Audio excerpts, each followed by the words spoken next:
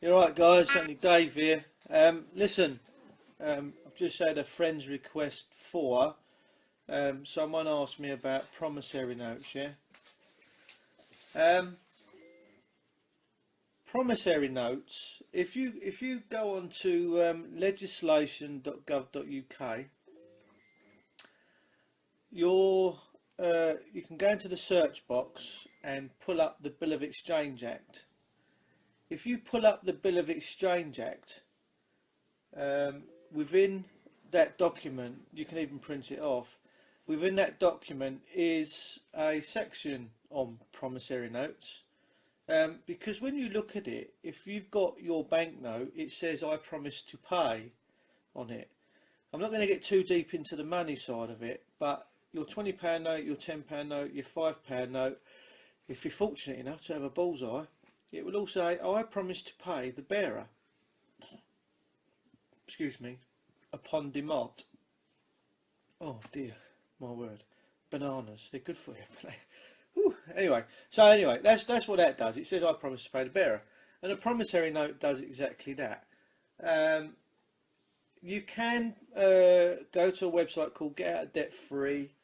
If any, you can print off their promissory note Dubras. They've got pre-fingers, and you can just fill the bits in. But it depends on sort of who you owe this fictitious money to and who's coming after you and claiming against you, because you can also do accepted for value, A for V. So it might be worth doing some YouTube researches on accepted for value also. But there was a good lord years ago, Lord Denning, and Lord Denning was a high circuit judge, and Lord Denning has left a lot of case law. And you can pick up all Lord Denning's case law on the internet.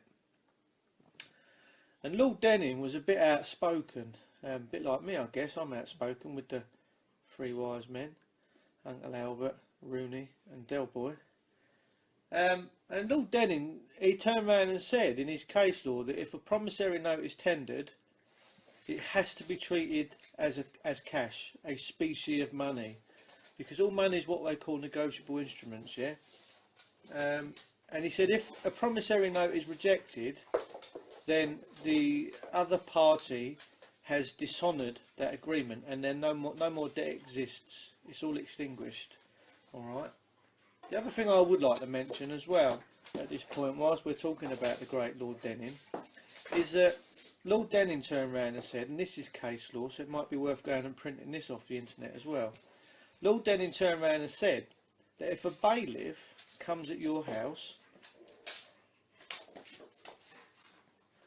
and if he hasn't got a proper wet signature on his documentation and he hasn't got the Queen's stamp, the seal, and the judge is identified, so you know who that judge is, Lord Denning says knock 'em spark out, because they're bogus and they're trespassers.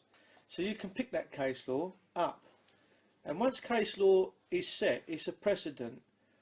You can go back case law centuries, long time ago. You could go back into that's why all these documents, like for courts of records, are all kept, because they have to be. And you always want a court of records, yeah. But if anyone's sort of struggling out there, but that's definitely it. Go to legislation.gov.uk, Bill of Exchange Act, and in there, paragraph so and so, it's the middle of the document, it's got a section on promissory notes and how they work and what they're supposed to do. However, what I will say is this: if you owe a government agency and they don't accept it, you should ask them to prove their legitimacy, that they work for the Queen. Because when they got anything to do with the crown, there's two crowns in England, guys. There's two crowns. You've got the crown as in the Queen Elizabeth, that honours her oath. And you've also got the crown, CROWNE, which is the Crown Corporation, which is the half-mile square city of London, and they're a business. So if you're asking a business, a crown, the city of London, to honour an oath of the Queen, no, of course not. It's not going to happen. So if you get this back from them saying no, we're not going to accept it, well, of course they're not, because they're not for the crown, they're not for the Queen. And that's why this is what's happening in England. The people and that are all being railroaded into shit times, really. But that's where you'll find your stuff on promissory notes. But also, if you want to try and pay stuff just by your signatures and stuff like that, then I would suggest you look into accepted for value. A for V. Rob Menard talks a lot about that. And also, if you go onto a site called Get Out of Debt Free, if you want to use any of their templates, you will have to charge. They will have to charge you. They do £7.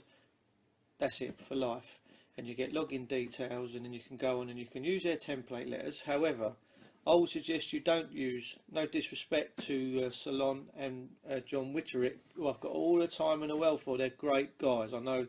I don't know them personally, but I know them through internet sites, and I talk to them. The people at these corporations are cottoning on to all this, get out of debt free. And I even had one come back and say, oh, this looks like a standard letter from an internet site. So they're all aware of this, yeah. So jumble it around a bit, get the context, make it yours, make the documents that they're giving you and the information they're giving you, make it yours, put a spin on it. So that it's all coming in from different angles, yeah. But getoutofdebtfree.com, they've got forums on there for people that have wiped off. Oh, it's over. It's millions and millions and millions of pounds worth of debt has just been wiped from banks, building societies, etc., etc. As soon as they know, you know, they back away. They use their discretionary powers. They creep out the back door. For the simple reason they don't like citizens that are knowledgeable and that understand what's going on in the system. And once you understand what banks do, let's say for instance I'm a bank manager and you come to me for, you want to borrow £2,000, yeah? So I qualify you for the loan. I go, you tell me what your income is, and I'll go, yeah, okay, I'll lend you that. Right. All they do, guys, and I promise you this is all coming out in the next year or two, because banks are in big shit times. They just go like that, and they just put a credit. They don't lend nothing. They just create it. Money's created from thin air. It is absolutely fundamentally created from thin air. But they put that £2,000 into your account, and you can go and draw it out the wall, because their system is letting you. But by you signing for it, you create the money. You give the energy. You give the life force to that cash. I know it sounds crazy, but that's how it works. But so then they charge you interest on the £2,000 that they never lent you in the first place. Just went like that on a computer. Ask them for their accounting. They can't show you the accounting. They didn't take hard money from their account and put it into yours. Period. They didn't do it. But because our money systems are faith, it's like a faith placed in something, and it's like this fiat currency. It's exponentially just expanding and expanding all the time. So, because they've lent you £2,000, they can then put up to eight. I think it's up to 8 times that into circulation. So they can go and create up to £16,000 and whack it into circulation. All I'm going to say, boys and girls, is that this system's been going a long time, and you can see what inflation's doing to currency, etc. I mean, how much does it cost you to go and buy a few groceries now? How much does it cost you to fill your car up? At some point, if you're a common sense person, common sense man, not a person, you know what a person is, I don't have to tell you about. At some point, this expanding, so it's got to go. It's all going to have to, the elastic band's going to have to pull back in, yeah. And then the shit's going to hit the fan. Currency's, it's in for some bad times, but the system is actually designing the currency to collapse so that all the powers that be can put you on a cashless society. Yeah. So then if you don't play ball with anyone, they just switch you off. They just turn off your ability to be able to use credits, and then you'll go without. You'll be hungry. If we get rid of cash, guys, around the world, we're in fucking shit street. I promise you, we're in shit street. Because if you've got a bit of cash around, you can go and do. And who says these people have the right to turn you on and off? Not at all. But I hope that shed some light. Any comments or any questions that you want in the box? I've only just done this video because I've been asked. Someone has just messaged me and said, would I do a little video on promissory notes? So that's the nuts and bolts of it. And you've got to go to legislation.gov.uk, Bill of Exchange Act. It's all in there. Cheers, guys. Okay. Before everybody gets, and please, Karen, tag people for this. Don't follow my information. Look up Santos Bonacci. Look up some of his earliest videos on the Vatican and Christianity, on what it means to certify something. Start to look up what a person means, personification. Look up the Latin word for persona, how far back that goes. Start to really look at this information, because everybody's looking at flat earth and everybody's mesmerized. It's like everyone's looking into the sun, and then people are saying, you know, wake up. So I'm making a wake-up call. You guys really need to start educating yourself on what these things mean, because I can tell you right now, a corporation is what you're a part of with a birth certificate. The corporation, from corpus, from corpse, a dead thing, is a legislation, is a writ, is a contract. Any guidelines to any contract that is within agreement and has your name, which is now a dead thing, dead soulless thing on a piece of paper, is in fact binding and can be adhered to, and therefore authority given to cause harm. So you have to be careful what you put your name to, thinking that you're doing some kind of, you know, good for yourself, when really you're doing quite the opposite. The things that I'm saying is not to speak out about any kind of a convention or a gathering or whatever, but when you start writing your name and signing contracts and creating documents, you are doing something altogether very, very familiar that most people are not going to know what it is that you are doing. You're not going to know what it is that you are doing and agreeing to. And it doesn't matter if there's a whole bunch of things written. You're creating dead entities. Every single time, like till this day, I hate signing anything, because I know that I'm creating dead entities. And I know that doesn't make any sense, and people pertain it to a human body being dead, but that's not true.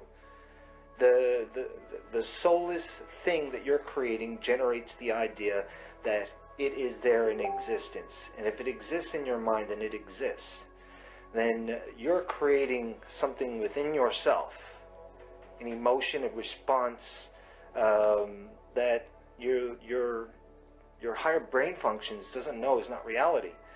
So you are basically taking your authority and giving it away.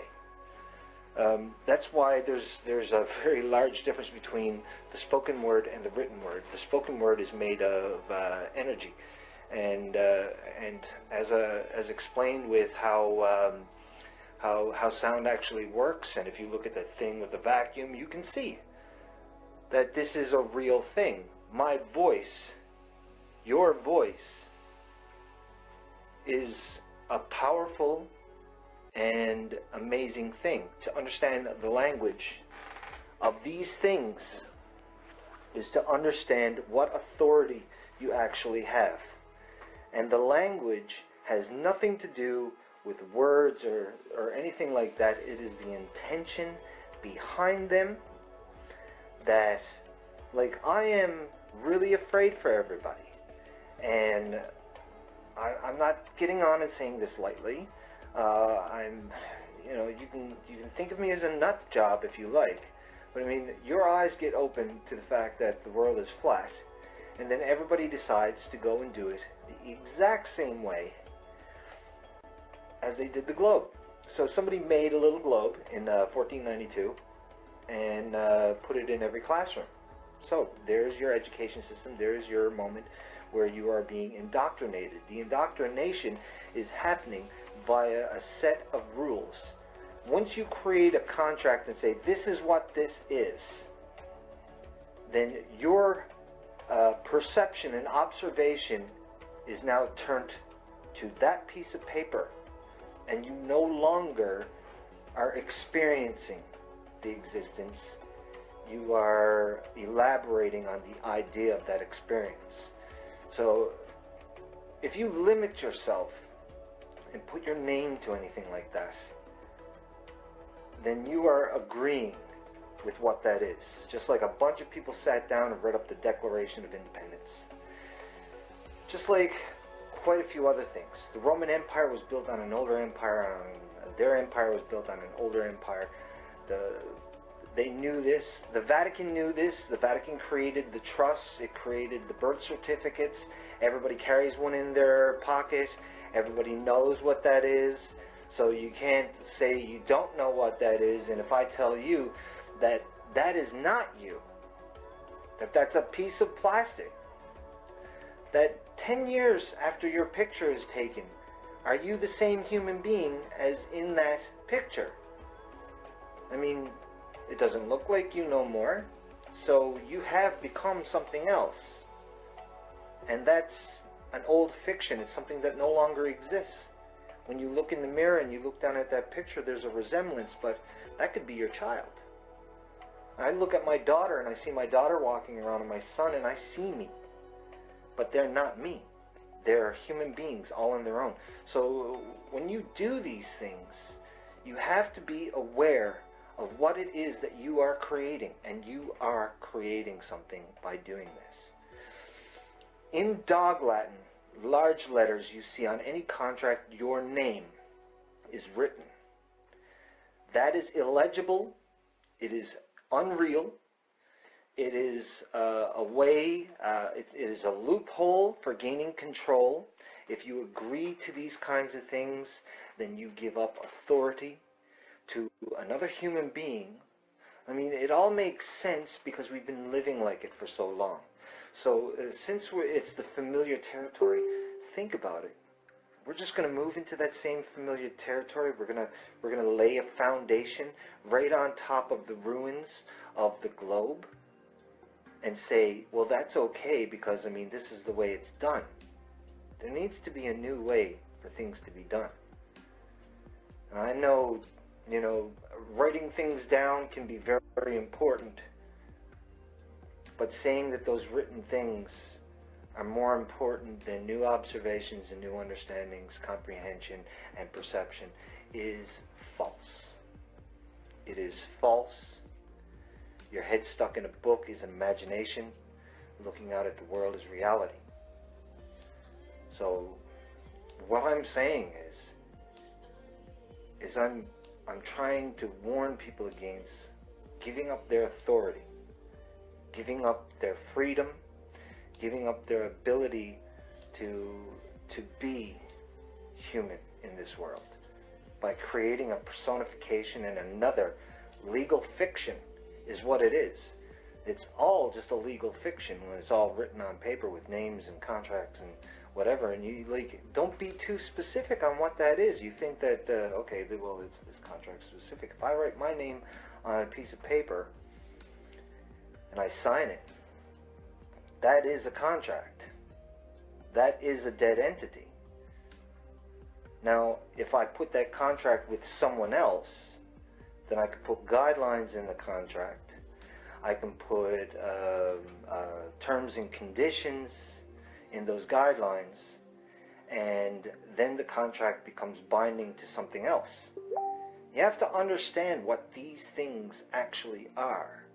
And if you don't believe them, think about any time you got a ticket for speeding, or you had to pay a cell phone bill, and it didn't matter if you couldn't pay it that week, and then all of a sudden your service gets cut off, and somebody says, well, I'm sorry, you can't, you know, you can call the emergency numbers, but, you know, you can't call anybody to come over and give you any help, or, you know, you know, get a hold of a family member if you're terribly sad and down. So the contract itself constricts you to whatever it is that they say is possible for you to do as a result of your disobedience. You know, whether or not you're actually willfully being disobedient doesn't matter. You are being disobedient to the contract, even if you mistakenly couldn't pay for something on a specific date. Now, on that specific date is the terms and conditions within that contract. I really hope that this sinks in, because this is important. And I know that I ramble on. Sometimes it sounds very, very chaotic. I apologize, but I am actually concerned for the people who are involved into these sorts of things. Now, there are some very open and agreeable situations. All these conventions are wonderful. People coming together is wonderful, but doing it more freely and using pen and paper to describe things and not having it as a personal level or a person or in addition to a person is free information. There's no attachment to yourself. If I'm giving you something, I'm giving you something. I'm not going to say, well, here's something, be sure to tell everybody that I was the one that gave it to you. If I give something to you, it's yours. I relinquish any responsibility that I have to any of those things, and no longer has anything to do with me. I don't want any kind of admiration. I don't want people to I don't want validation for giving, you know, or for offering. So anytime you write your name to something, you're creating another entity, and you might feel that that's giving you some kind of immortality, or it's like I'm putting my foot in history, sort of thing. What would it matter?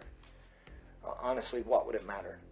It doesn't matter. And what matters is you as a human being. And if you do that, then you're doing something to yourself. And this is what I'm trying to say. I know how strange it sounds, just as strange as when people spoke about flat earth. But if you're not really seeing this point, then you're still living in that old world, hazed. So you're going to say, I'm awake, but you're not looking around the sun. You're looking straight into it and not seeing what's around it.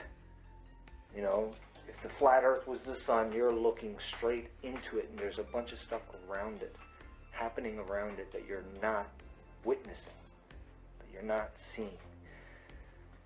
These things are very important. I hope that you all get the message, and I hope that you begin to research on what these things mean.